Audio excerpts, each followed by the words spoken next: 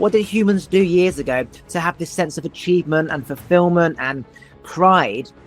They did small things like going in the garden and weeding, washing the car, doing normal stuff. And nowadays, everyone just wants everything done for them. We're doing other things to compensate for this sense of achievement and pride. And it's something so simple like just washing my car. I feel so good after it. And it defeats the whole object of doing all these amazing things in life if you're not actually getting that rooted foundation of what we should really be having, which is that thing that we can do ourselves and feel good about it, no matter how big or small. There was a process that had to happen when you wanted to buy something. You had to go to the store, you had to look, you saw what options, you weren't overloaded with options. You didn't have 1,000 options of buying this one specific thing. And so I think in the process of trying to make things more simplistic or easier for us, we have bombarded ourselves with an excess of information. And it's almost like this simple has become too complicated now. And it seems like people are just kind of shutting down. We think we need this thing, but we don't. Whether it's new crap we buy online, or whether it's the current stuff that we have, we don't need almost all of it. I used to be the stuff lady. If somebody needed something, if they were like, hey, I needed such and such oh, yep, hang on, I got that somewhere. I always had something somewhere start for that one time. And do we really need that? Do we really for that one time? Or can we trust that whenever we need that, if we need it again, that it will come back to us? And I think about how these days when people want a partner, rather than getting off their ass and making an effort and going out and sitting in a bar for hours, waiting for someone to come along, that may not happen, meaning they might have to go back a few times, right, for them to get lucky. Now we're just on dating apps and we're feeling like we're getting the same feeling, but we're not. It's like a disillusion of we're seeing that we're getting what we want, but actually it's not what we want.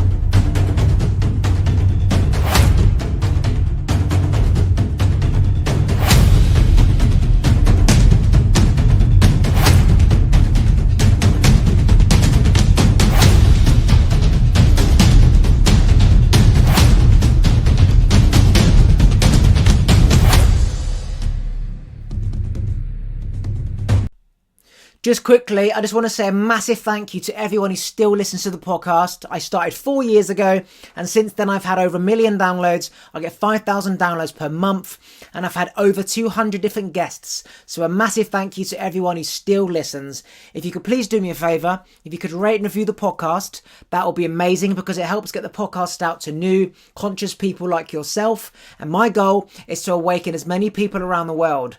You can also follow me on Instagram. It's YesKingOliver. Should you wish to see what I get up to on my day-to-day moments. Back to the episode. So I was on a podcast with somebody yesterday, and one of the things that we spoke about was how you can be doing all these amazing things to increase your lifespan and quality, such as ice bath, sauna, eating well, exercising, getting great sleep. But if you're stressed about doing those things perfectly, you basically counteract the goodness that is in those things. So, for example, if you are eating healthy all week and then you just have a kebab on the weekend or a pizza, essentially all the good stuff you've done during the week by eating healthy is now ruled out. And I've been trying to get my car washed for ages because in the UK it's really muddy and dirty. And every time I go there, there's like 7 cars there and each car will take 10 minutes. And I'm like, I'm not standing there for an hour to wash my car. And every time I drove past and did a U-turn and came back, I heard the voice say, fucking wash it yourself. Yeah? Go outside, put your gloves on, put some earphones in and wash it yourself. What did humans do years ago to have this sense of achievement and fulfillment and pride? They did small things like going in the garden and weeding, washing the car, doing normal stuff. And nowadays, everyone just wants everything done for them. We're doing other things to compensate for this sense of achievement and pride. And it's something so simple like just washing my car. I feel so good after it.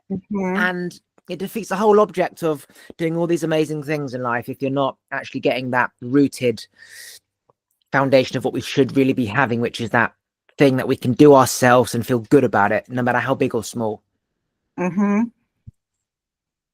Yeah, 100%. I mean, what I hear you saying is that it's almost like this convenience. Everything has to be so convenient now. We've turned to everything doing stuff for us, and we've kind of lost the ability, I think, to do things for ourselves. And I think the focus is on the external way too much, and it's not on the internal. And also, one of the things that somebody said on the podcast is that all these small day-to-day activities and chores, I'm just putting on, all these small activity and day-to-day chores that we'd normally be doing, they're now done by other people, and we're left doing nothing and being idle. And when I think about how we're so sedimentary and we're not moving, and that's why we're getting bigger in weight and we're getting diseases, and just the act of walking up and down the stairs to go into the car to get the gym bag is what life is about, rather than, oh, I can't be asked to get the gym bag, I'll just continue laying in my bed watching Netflix. And it's like, well, that is the problem, because now that narrative of I'll do it later or someone else will do it means that we don't have these small things on a day-to-day basis to give us that feeling of life.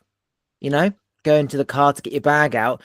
In the old days, it's like, well, you're just constantly doing something. You're looking after the kids, you're doing the washing, you're taking the kids to school. And nowadays, is everything's done for us, that we're just doing nothing.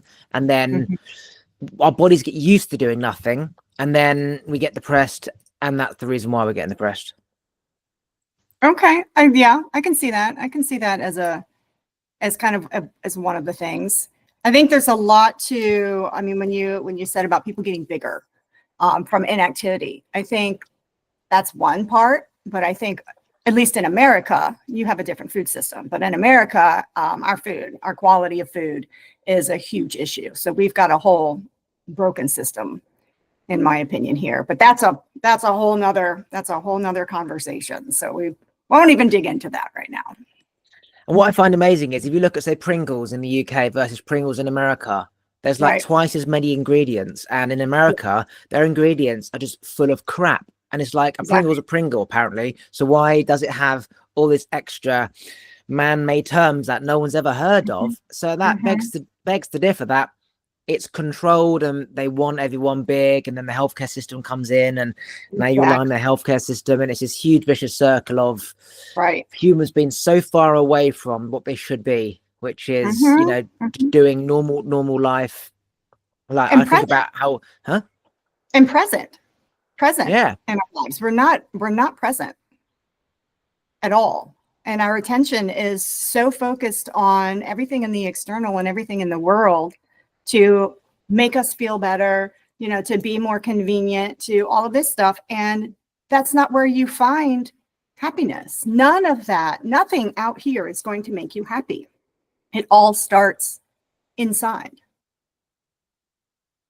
And I think about how these days, when people want a partner, rather than getting off their ass and making an effort and going out and sitting in a bar for hours, waiting for someone to come along that may not happen, meaning they might have to go back a few times, right, for them to get lucky. Now we're just on dating apps and we're feeling like we're getting the same feeling, but we're not. It's like a disillusion of we're seeing that we're getting what we want, but actually it's not what we want. And if you add it with also these delivery apps where we click a button, we get the food, our brains flood with dopamine when we see the image, and then we sit on our couch and eat it, we feel like crap because it's full of crap. And it's like, I've just spent 20 quid on something that makes me feel crap. And I could have made a really nice dish for cheaper and had great pride in the time and effort and energy making that dish and seeing the dish unfold. And then, so everything's like the opposite. And I think we need to all go back to, what did people do 50 years ago? What did our grandparents do? And it was just the basics of nurturing and feeding and washing, and that symbolizes just day-to-day tasks, give us fulfillment. We don't need to do huge tasks like create £1 million business and whatever. Just do normal day-to-day tasks like washing your car, hoovering the floor, because that's pretty much where we've come from. It's almost like that lack of caring for yourself, with that wanting it to be convenient, wanting to do like, let me just push this button and it comes right to my door. whatever it is. There was a process that had to happen when you wanted to buy something. You had to go to the store, you had to look, you saw what options, you weren't overloaded with options. You didn't have 1,000 options of buying this one specific thing. And so I think in the process of trying to make things more simplistic or easier for us, we have bombarded ourselves with an excess of information. And it's almost like this simple has become too complicated now. And it seems like people are just kind of shutting down. Yeah, and I look online, right, and I see all this stuff and my brain wants it. And it's like, I would never have seen this thing if I wasn't doing what I was doing. And what I was doing was probably on social media looking at stupid videos, right, which led to me looking, I don't need it. I don't need all these silly things that keep coming up. And so now I'm on a mission I'm very minimalistic anyway, but I'm trying to reduce even more the stuff that I have, because as we get older, if I think about all the stuff I've bought in 2024, I've got another 70 years left on the planet. It's like, I cannot maintain buying the amount of stuff that I bought every year, whether I need it or not. And you think about people have garages and workshops, and there's just so much shit in there from like Bob when he was 30 years old and how he's got that car part and that tire, and one day he may need it. I'm like, well, if you need something, you can go buy it. And most of the time when you do something, you don't really do it again unless it's part of your routine in your life. That's what I found. If I need something, I can get it, but most of the time I don't need it again, unless it's your usual routine where you need it weekly, monthly. Right. Yeah. In the US, I don't know how y'all are, but we have storage unit buildings, or buildings where people can just stick the shit that doesn't fit in their house, and then you pay monthly for that. And it sits there for years. What in the world? Like, if you really think about the concept of that, what you've put in there, is it worth the dollar amount that you're paying monthly to hang on to that? Like, why? Why do we need all of this crap around us? Why? It's so interesting because I love storage wars, and you're right. There's like, say, £5,000-10,000 worth of stuff that gets put in there over years, for example. So you think, oh, I'm going to need it one day. And so you're putting all this stuff in there to save you money in the future from buying the item that's in there. You're paying storage on it. And then when push comes to shove, you can't afford the bill.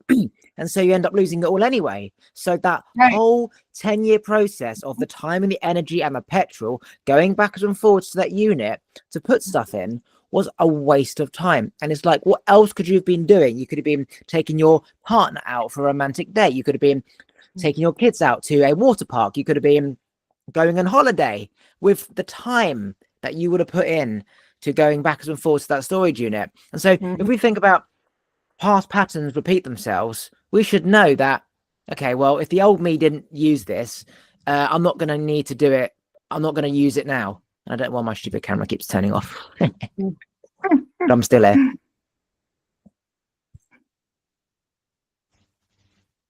Can you hear and see me? Yep, I gotcha.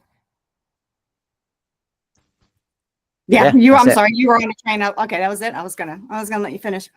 Something you said really stuck out. Consumerism. It's like we're being fed that you need this stuff, you need this stuff. I started calling it shiny object syndrome. We've got all of this marketing, all of this, it's just shit just coming at us constantly saying, you need this is going to make you happy, this is going to make you feel better, this is the next big thing, this is going to help you achieve whatever. Do we really need all of that stuff? All of that, it's like the carrot dangled to say, look over here and don't focus on what's really important, where you'll really find your answers, which is inside. Something that's coming to mind is when I go on a boat trip near the river where I am, you see these big houses and you see a trampoline in the garden, you see a log burner, you see a bench, you see a little Wendy house. And I can see that stuff has been there for about 8 years because the kids have grown up from the age of like 10 till 18. They've gone to university or college, and that part of their life is over.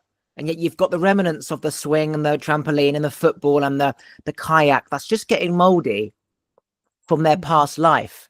And I think that symbolizes the person's mindset. You're either holding on to the past and you don't want to let that part go in your life, right? Because that's a huge part of people's life, the family and the kids.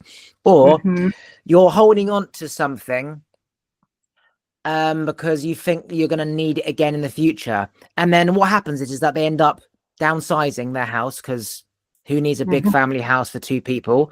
And then they just burn it anyway. And so this pattern that continues, which is we think we need this thing, but we don't. Whether it's new crap we buy online or whether it's the current stuff that we have, we don't need almost all of it. Yeah. 100%. I mean, I'm actually struggling with that right now in my life. So it's so synchronistic that that's the conversation and the topic that you picked for today, because I have been just in my mind, I keep hearing, get rid of this stuff, get rid of this stuff, get rid of this stuff. So the reason why I love, yeah, go ahead. Go on.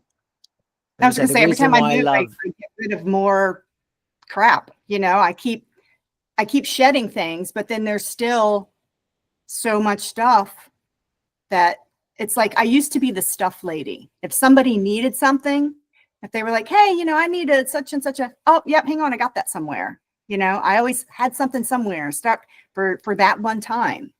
And do we really need that? Do we really need to hang on to that for that one time? Or can we trust that whenever we need that, if we need it again, that it will come back to us? What's coming to mind is that we're all humans. You all think the same, pretty much do the same thing. Whatever we need, if we knock on our neighbors' doors like we should be doing, they've got it. They've got the garden shears that you use once a year. They've got the spanner that you use every 3 years. They've got everything that you need. So it's like if we're all buying something new online to use once, and yet everyone else has got that thing. Right.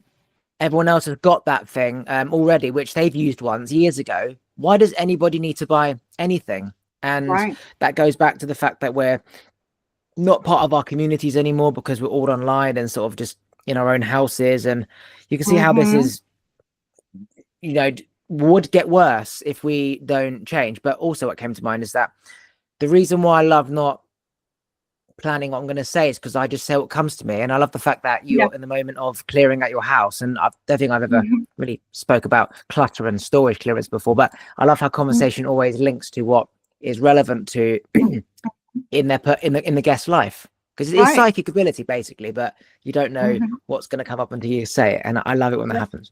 Yeah, absolutely. And I love the fact that you do these organic conversations, because to me, that's where aha moments come from.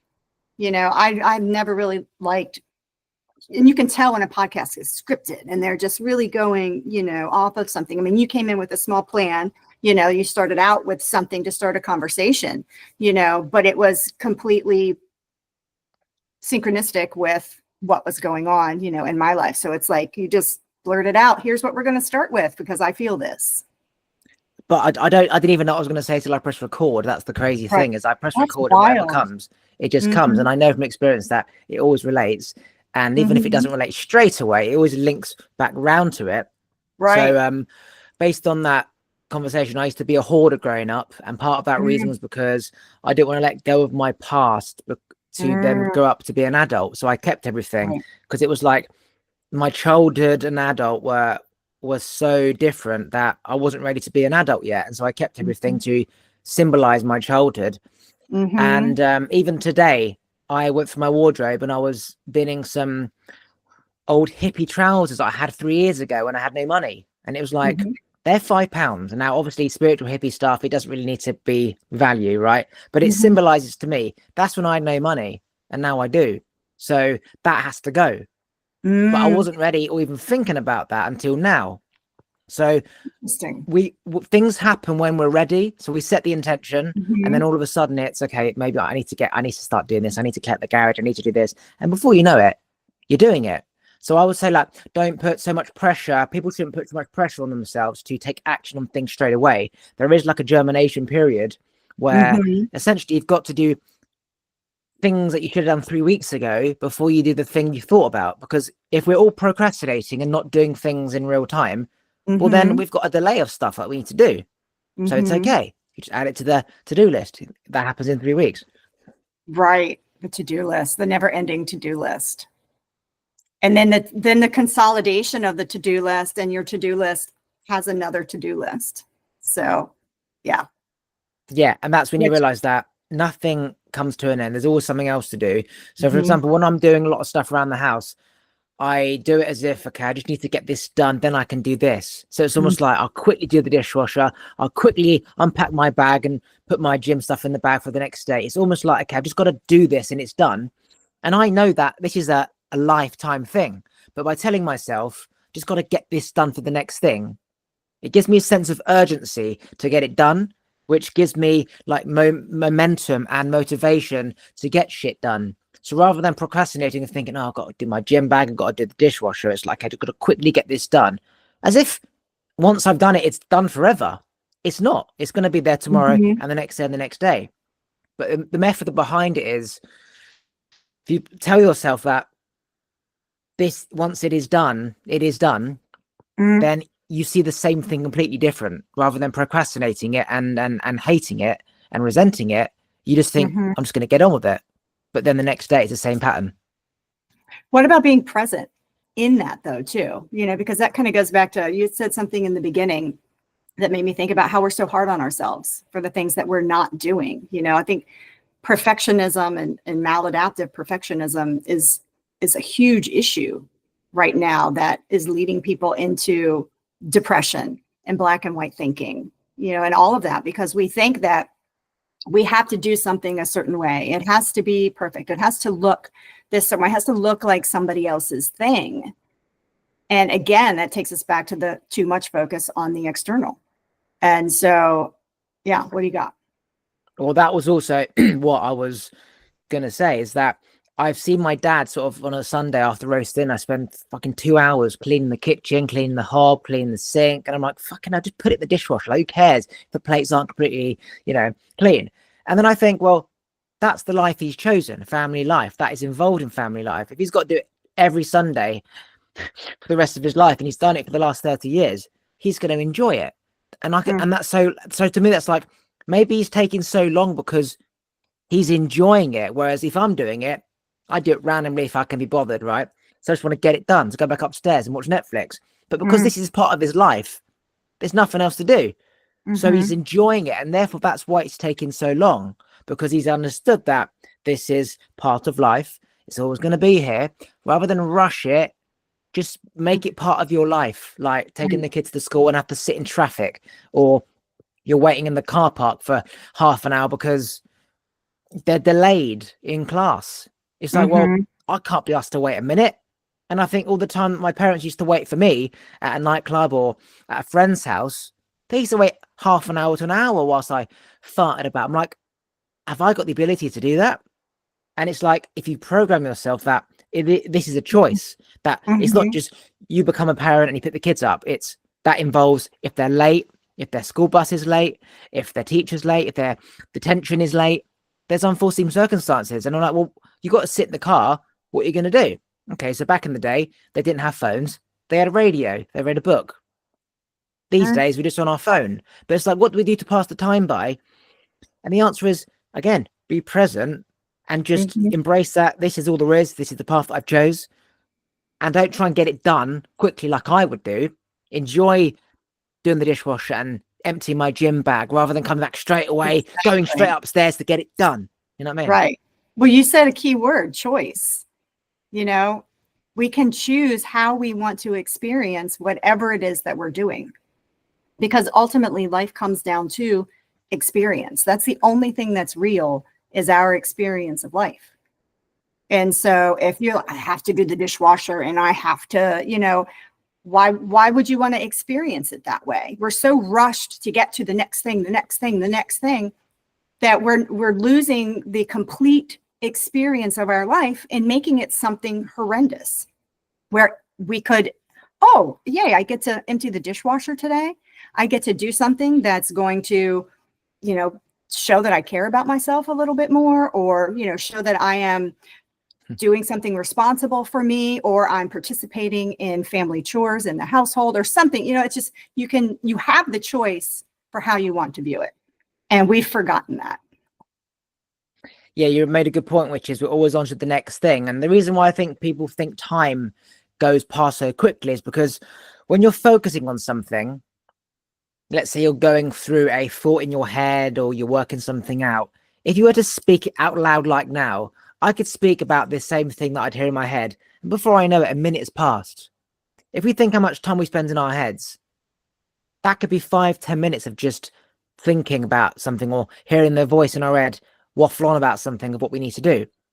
But then if you think about meditating for 2 minutes, it seems like forever. I'm like, fucking hell, like it's only been 2 minutes. How am I going to do 10? So the reason why time is disappearing is because we're so focused on things for too long. And instead, back in the day when there was nothing to do, we just had nothing to do, which is why time just went slowly.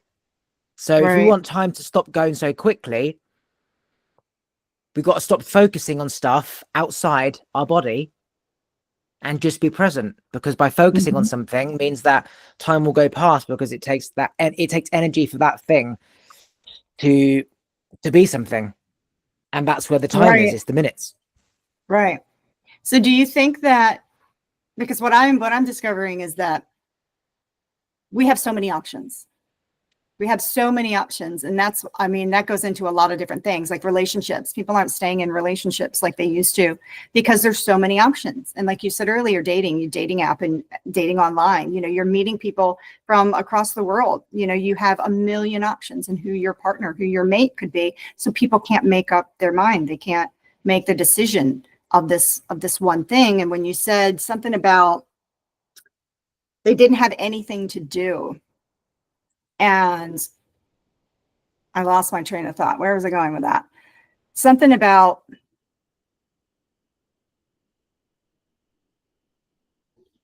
if we were focusing inside and cultivating that relationship with whatever it is that you believe in that's outside of you, that is running this show as well, co-creating in our existence of life, whatever it is you believe in. If we were tapped into that and into who we truly are, tapped into our intuition, then we wouldn't be going down all of these rabbit holes of, oh, should I do that? Should I be doing this? What should I be doing over here? We would be listening to our internal GPS. And all of that takes time. The time to think about, okay, I need to do this. Shall I do that? Let me download an app. Let me sign up. Let me type in all my information. That takes like half an hour, right? And if we apply that same thing to watching Netflix, and before you know it, 3 hours has passed. And all the time it takes externally for our brain to focus on something versus doing nothing. That's where time is going. It is going outside on things that are based on minutes. Whereas when we go inwards, there is no time. It's just now. It's just cow in a field. Right. And I know from experience how quickly 3 hours can pass by on Netflix. Oh, yeah. And like how quickly a podcast can just fly past in 45 minutes. I'm like, okay, if I've only got X amount of minutes in my life before I die, the more I focus on, the more I'm getting older. That means I should not be focusing more, and I should just be doing nothing more if I want time to not pass by. Yeah, but then we still have to function in this world, so we know time is an illusion. It only exists here. And so we still have to participate in this, grand illusion that we've created. Yeah, so I'd say choose the basic things, right? And then the stuff that we do as a choice, very carefully choose what those things are. So rather than spending 3 hours watching Netflix, we can choose to meditate, we can choose to do art, we can choose to call a friend, we can choose to litter pick, we can choose to do all these things. There's obviously going to be default minutes that we do day to day, such as kids and taking them to school and cooking dinner, whatever. We can't, remove those minutes, but the extra minutes that we have, that can be chosen, that can be deciphered based on do I want to live life on a high right now in terms of like just flooding my brain with dopamine? Or do I want to live life where I'm kind of happy, but I want to feel like time is not just disappearing? Right. What I'm hearing you say is living life with intention versus numbing. Yeah, so rather than just doing like monotonous things like going into the garage after work and continuing fixing the car part, it's like, is that actually like providing you any value? Like your brain automatically thinks about that because that's what you do, but there's millions of other stuff that you could do. So it's like choosing what we give our time and choosing what we want to do. And if ultimately we can choose things that waste time, things that give us a purpose, things that cause pain, everything is simply just a choice. 100%. 100%. And then, choosing something that's gonna feed your soul, depending on what your mission is. Some people, they're fine with going out, every night partying. And I mean, I just had this conversation with somebody last night. It's like when you start down a path, you start down a healing journey, you start to get more in touch with your values. You start to get more in touch with your beliefs and understanding your way of thinking. And that can cause some black and white thinking, depending on where you are in your healing journey, where you may start to judge others, where some people going out every night, partying every night, maybe that is what's good for them in that time, and it's looking at it's almost like the conscious choice. Like, I think we've forgotten that we can choose what we want to do. And then the other side of that is then to consciously choose what you want to do. It's like this autopilot versus, I don't know, like dysfunctional way of saying, fuck it, I'm just going to do whatever I want. And, there's so much middle ground everywhere that I think it seems like everybody's just bouncing around in between extremes. And obviously our thoughts aren't our own, they're other people's in the collective consciousness. So if we're all thinking the same thing, we're just tuning into everyone else's thoughts. So it's not our thoughts, which means you're not watching Netflix because you want to do it. It's just a thing that you do because someone else did it, and then you all start doing the same thing. By becoming aware of that narrative, we can easily change. I don't want to watch Netflix tonight. I want to do something else. I want to play Scrabble. I want to go for a walk and trying to find an owl. But if you think about like the average life, someone my age lives, it's literally work and watching like Netflix and TV. Like that's what people do. And if you think about how people have like 5 hours in the evening and they spend it engaging in Netflix or whatever, like what else could we be doing? And my parents have always cooked homemade meals, and it will take 3 hours for my mum to cook a meal. She'll plan it the week before, and I'm moving out soon. So now I'm going to start doing that. So now I'm not going to have all the time in the world to sit on my ass and watch Netflix. I'm going to be thinking about food and cooking it and spending 3 hours doing it. So now my life is going to change massively. And what was I going to say? Yeah, that thing about how we're doing the same thing and then presuming, I'm going to wait for this camera to come back. I do not know why it's doing it. Yeah, so when we think about how we're doing the same thing over and over again, and that's just what it is, it's very similar to like the person who's got the garage in the garden with all of his tools there. He's telling himself that this life is his life and all that there is. So I might need it again because what I'm doing now in my life is going to repeat because this is my life. And it's like, that's not your life. That is a choice. You can choose to keep doing this over and over again.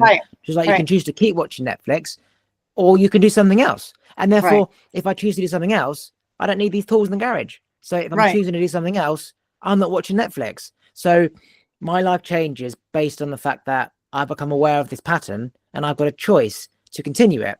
And if I don't need those tools anymore, they go in the bin. But because people do the same thing, they think that life is just, that's just the way life is. Yeah. Are you doing it because you think you have to? Or are you doing it because you are actually choosing to do it because it's part of your journey here? It's feeding your soul. Some people, they're mechanics, they work on cars, they love it. They don't want to do anything else. Like, they love that. But if you're doing that, you're coming home every day out of habit because it's something you've always done and you think you have to do it. You're on autopilot. That thing is running you. You're not running it. And so again, that's back to choice and realizing we have control. Although that's an illusion too. So there's, when I say control, I use that term loosely, but. Yeah, I'm somebody who, when I start doing the same thing too much, I need to break that pattern. So if I start doing ice baths every day, religiously, constantly too much, I'll stop. Sauna, I'll stop. Gym, I'll stop. Eating crisps, I'll stop. I need to have change all the time. It's part of like an ADHD mindset, but I can't think of anything worse than doing the same thing. And yet most people in this world will do pretty much the same routine. They'll go to work, they'll go to the gym, and they'll come home. And it's like, I understand that people get comfort in habit and routine, and we're creatures of habit. And it's very hard to change a habit.